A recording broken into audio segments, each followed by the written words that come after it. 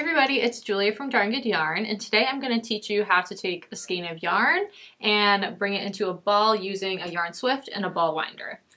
So first you're going to want to unwind this, and there will be these little white strings keeping it together all the way around, so you're going to want to cut those off.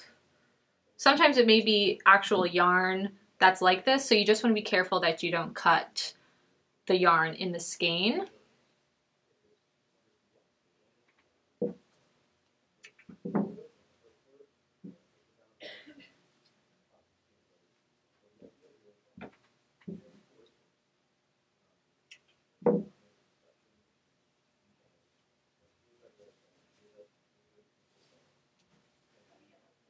And you'll get to one of them here, which will also be attached to yarn. So this will be the start and end of the skein. So you can just cut that knot right off.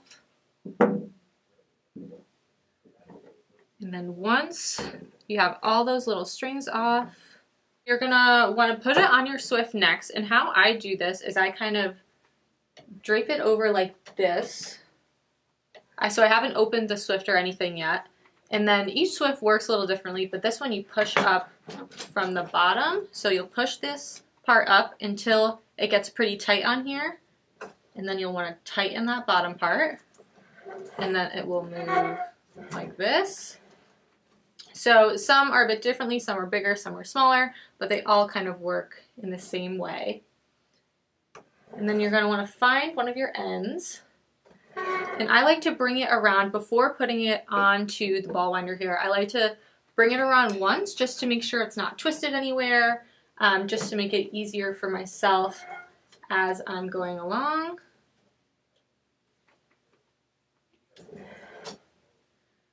And then once you got that, so every ball winder is a little bit different.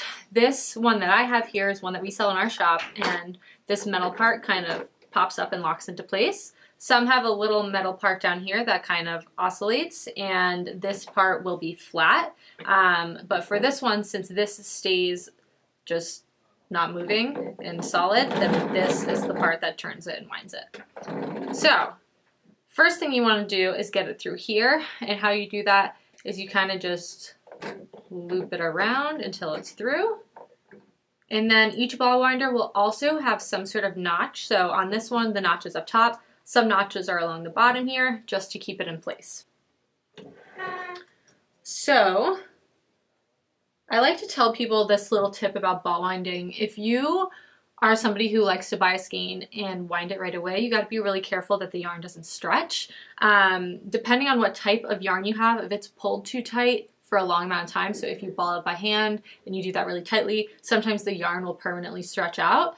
So I kind of like to just move the swift along,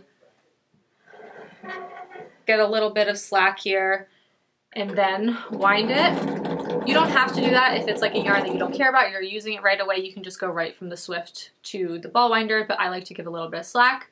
And you also want to make sure this yarn is going pretty straight into this here. If it's coming at an angle like this and then going back in, this is most likely just going to keep falling down. So you want to be really careful about that. So I'll kind of take out some more, then hold it back here, start up again. See, it still kind of falls out of place from the pressure of it. So you just kind of want to find a good angle where that won't fall down. Something that's also a little bit helpful is I'll take like a water bottle full of water, put it here, and then wrap this around it just so it's always going in straight. So that's another option that you can do as well. But you're just going to keep taking some yarn or going straight from the swift to the ball winder. And you're just going to keep doing this until you get to the end of your skein. So thanks for watching this video on how to make a ball of yarn using a swift and a ball winder.